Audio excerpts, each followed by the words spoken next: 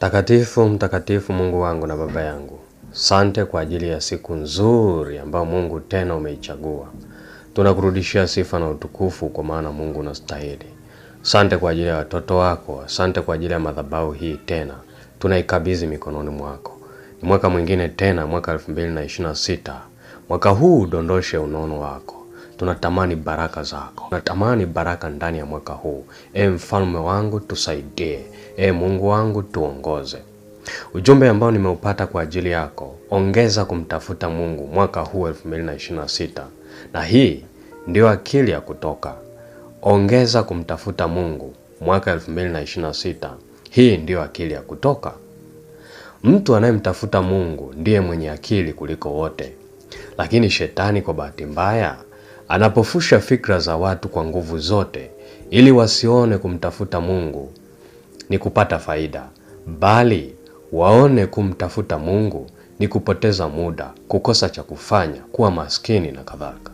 Lakini Biblia inasema kwenye kitabu cha Zaburi sura ya 14 mstari wa 2, Biblia inasema hivi: toka mbinguni Bwana aliwachagua wanadamu, aone kama yuko mtu mwenye akili amtafutaye Mungu.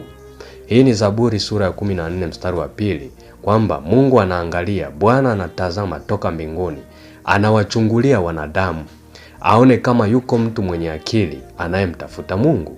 Fikra zako zifunguke katika jina la Yesu, uone ukuu wa Mungu kuliko ngome za mawazo anazojenga adui kwenye fikra zako.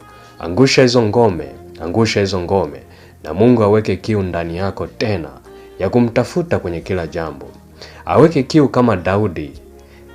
Aweke kiu kama Daudi tena. Aweke kiu kama Daudi. Anasema katika Zaburi sura ya 27 mstari wa 4, neno moja nimelitaka kwa Bwana, nalo ndilo nitakalolitafuta, nikae nyumbani mwa Bwana siku zote za maisha yangu, niutazame uzuri wa Bwana na kutafakari hekaluni mwake.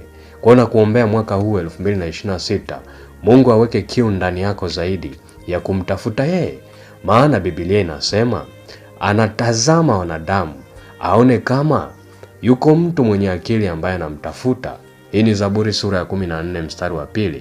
Na mimi ujumbe wangu kwa ajili yako siku ya leo, mtafute Mungu kwa bidii.